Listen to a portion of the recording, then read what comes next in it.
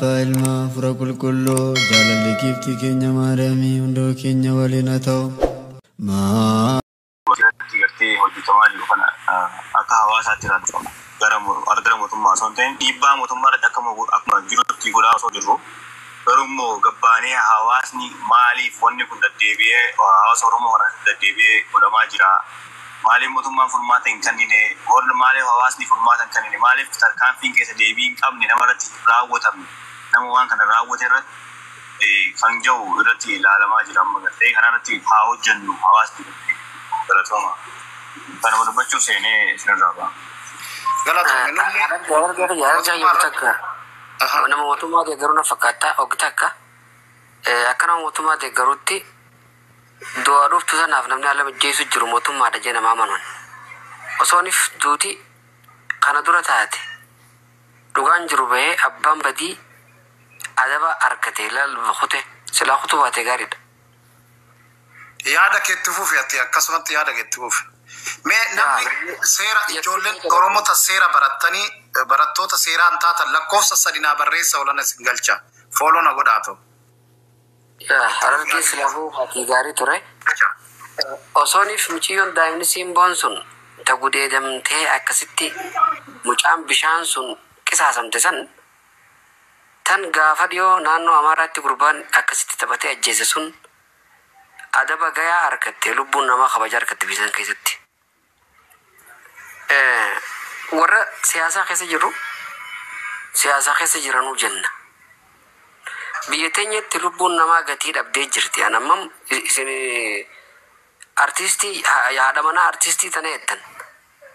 Battee urgeessaa akkamitti akka du'e ni beekna.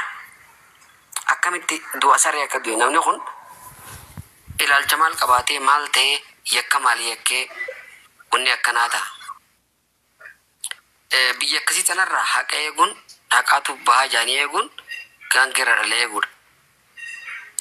Dhiibbaa sirra goonaa waa hedduudha dhiibbaa godhuudhaaf yaalle yoo namni nama dhaga'u jiraate yoo mootummaan komii uummataa dhaga'u jiraate dhiibbaan uummataa waa godhuu dandeessi. Akka uummataatti artist Aliyyi mee osoo haqa Amin Muhammad baasani mootummaan osoo haqa Abdul Jabbar baasani anaa caalu andaadhii galaan osoo baasani amma waa'ee taateen kun hin ta'a osoo uummanni Oromoo yeroo sanirraa jabaatee tokko ta'eetu mootummaa irratti dhiibbaa godhe wanti kun amma hin dhalataa. Dhalachuu dhiisi yoo namni tokko namni yakka akkanaa dalagee adaba gayaa adabame namni lubbuu fi jibbee waa godhu hin jiru. Biyya teenya keessatti namni nama ajjeesuuf jarjara. Biyya lubbuun namaa keessa gatii dhabdee jechuudha. Namni akka namaa yaadu lubbuun namaa ifa harkatti akka battu hin barbaadu. Lubbuu namaa balleessu namni hin feene namatti hin jarjaru. Durriyyeen immoo dhiiga barte fiidee waa ajjeefti hoggaa ajjeefte mootummaa kanaaf maal akka gootu annaan galuu dabballee taati maal taati bu'aa maal akka irraa argatu hin beeku. Mootummaan kun ilaa arra lubbuu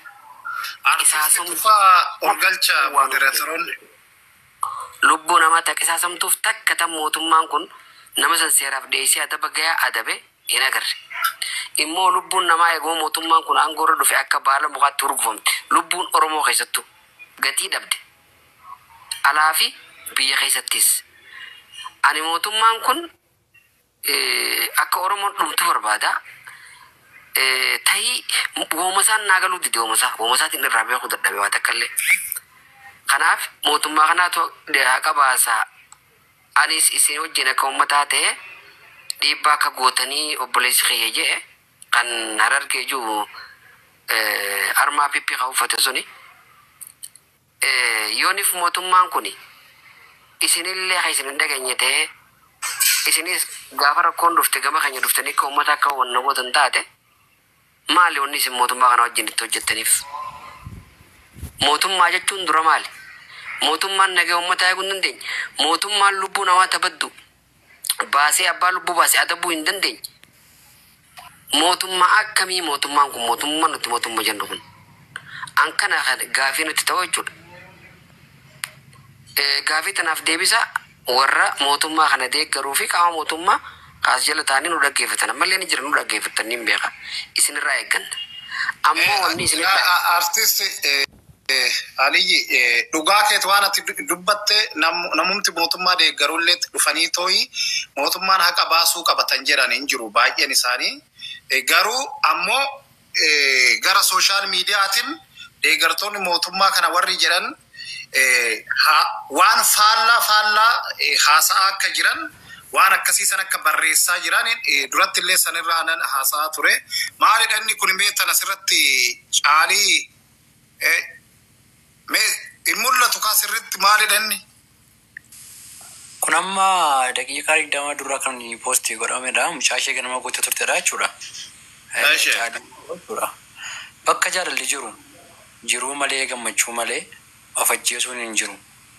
Jiraatu gadduu baay'aa du'u gadiinuu baay'aan jiru miti reette. Barreeffamni jalaa kun kan Booranaan barreeffame sanadha. Yaadi ka'aa jiru baay'ee gabbina. Intalli tuni weellistuu sanii miti? Yaa isheedha kun. bakka jaalalli jiru maal jettee bakka jaalalli jiru jibbiin jiru bakka jaalalli jiru malee gammachuu malee of ajjeesuun hin jiru. Ergaa guddaa keessa qabdi waan ta'uun. Sinii galee. amma laala akkuma gartee namaatti yoo yaanne Rabbiin dhugaa dho'isuun jaalatu beekaa jira keenya abalu jaalanne inni dhugaa dho'isuu hin dandeenyu. Sa'a 11tti namni biraa jaartii nama biraa waan godhuun qabu takka jaa. Yoo obboleettiin Antuu Alamis jiraatte jaarsaa jaartiin beedruumii fi ifiif wajjin rafan malee nama biraa darrabatanii rafan. Sa'a 11tti namni ka'ee foogee gubbaa'eef gad darbu kallattiin gunni mataa keessa nama dhufu waan mooliin beenu hundi keenya jechuudha. Dhugaan kan Rabbiiti. Haqa muciyyoo tanaa Rabbi haa baasu. Ammoo maaliif yaa kan inni baay'ee asirratti dubbadhaan ture ani iddoo biraatti. Bara kana magaalaa Finfinnee keessatti amma iddoo baay'eetti kaameraa jira bara teknooloojiidha bara magaalaan guddateedha. Iddoo baay'eetti amma gara mana namaatti yoo deemtee gamoodha gara gamootti yoo deemtee kaameraadha iddoo hundumaati. Caafii Oromiyaa keessa illee isa Finfinnee walakkaa dhiisiiti Oromiyaa keessa caafii irrallee kaameraan gaxxamamee jira. Kaameraa irratti mana dhuunfaa irratti waajjira mootummaa garaa garaa irratti gamoo gurguddaa irratti kaameraan gaxxamamee jira jechuudha. Akkamittiin wanti kun amma namni amma kaa'ame gamoo shanaffaa irraa darbattee duutee wanti jedhamu kun ka'e wanti jedhu hunda keenyaaf iyyuu gaaffii guddaadha. Moo yeroo sana gamoo sanarra kaameraan hin jiru. Yoo kaameraan jira deema maaliif ragaa qabatamaan gadi ba'ee kunoo waan akkas akkasiiti jedhame deebii quufsammaaf hin deebifamu wanti jedhullee anaaf gaaffii gooti.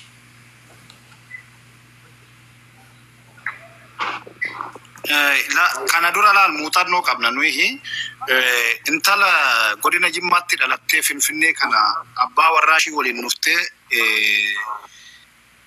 abbaa warraashii maal jedhee ani biran jiru dirree xiyyaaratan jira gaafa ishiin fooqirraa of darbitu jedhan gaafa duraa fooqirraa of gad darbiteedha achi haati intarbii gaafatamnaan sobaa jette haati reeffa ishiinatu dhiqee soba sunii jette amma faashinii ta'ee jira nama waa godhaniitoo ebelutu akkas go'ee akkas of gootee an jedhamuun kun faashinii godhee jira maaliif akkas ta'ee nutu callise sabatu akka sabaa mootummaa deeggari woboo deeggari dhimma kan keessan garuu waan akkasii kana laal mootummaas deeggartu duuti kun yoo dura hin dhaabbatu jechaadha.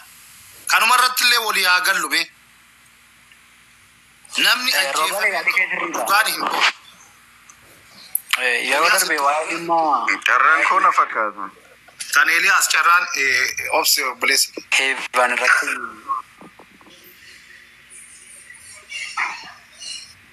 Eeliyaas itti fuuf. Eeliyaas sagaleen kee fagoo jira. Tole amma hoo dhaga'ama. Nagaama. Tole galatooma marii bareedarra jirtani. Yeroo amma keessa jirru kun egaa Rabbi lubbuu isii akkasaa godhaa baraaroo sun ta'een dhugaa isii Rabbi haa baasuudha yeroo itti jennudha. Wanti kun akkaataan itti dubbatan baay'ee nama dhibaadha. maaliif jennaan mucaan sunii fi mucayyoon sun akka malee wal jaallatanii akkaan argaa turetti jechuudha.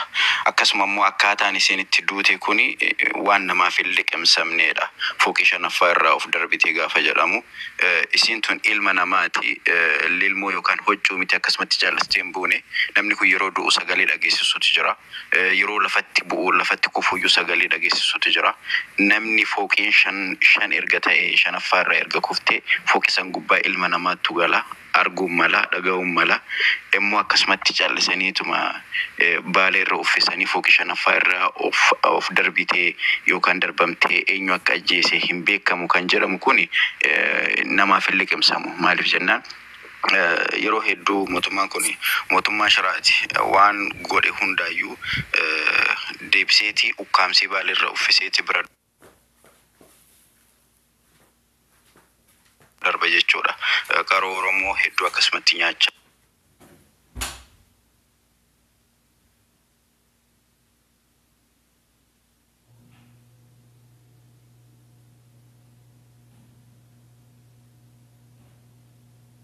cimaa artistii guddaadha. Dagaagina artii afaan Oromoo keessatti qooda guddaa qaba. So kallattiidhaan isa akkas gochuu osoo hin ta'in kallattiidhaan isa miidhuu yookaan immoo artii Oromoo san laaffisuuf yookaan immoo hojii isaa san laaffisuuf ni godhama. Kun hin godhamu mootummaan sin godhu jechuu hin dandeenyu ni godhas jechuu dandeenya. Maaliif jennaan osoo gochuu baateeyyuu dhugaa isii san silaa akka fooqii shanaffaa irraa jedhame san hin baasaa ture. Garuu mootummaan kun yeroo hedduu jechuudha artistoonni Oromoo ta'ee namoonni dhuunfaa yeroo Finfinnee ta'ee naannoo biraattis ajjeefamanii tokkolleen kan dhugaan hanga ammaa bahe hin jiru. Maaliif hin barbaadu dhugaa san baasu jechuudha. Dhugaa baasuu irra siyaasa irratti dalaguu jaallata mootummaan kun jechuudha. Erga mootummaan kun biyya san bulchuu eegale namoonni nuti dhabaa jirru namoota deebinee argachuu hin dandeenyedha. Namoota qaaliidha. Namoota ciccimaadha akka waan itti yaadanii itti saganteeffatanii waan kana gochaa jiranii hamilee Oromoo cabsuudhaaf yookaan Oromoo ittiin gabroomsuudhaaf ittiin jiilchisuudhaaf akkuma harka muraaf harma muraa jiilchisuudhaaf godhan uummata keenya cabsan san ammallee Itoophiyaa takkittii san ijaaruudhaaf yookaan Itoophiyummaa san cimsuudhaaf sabboonummaa Oromoo dhabamsiisuu waan qabaniif warra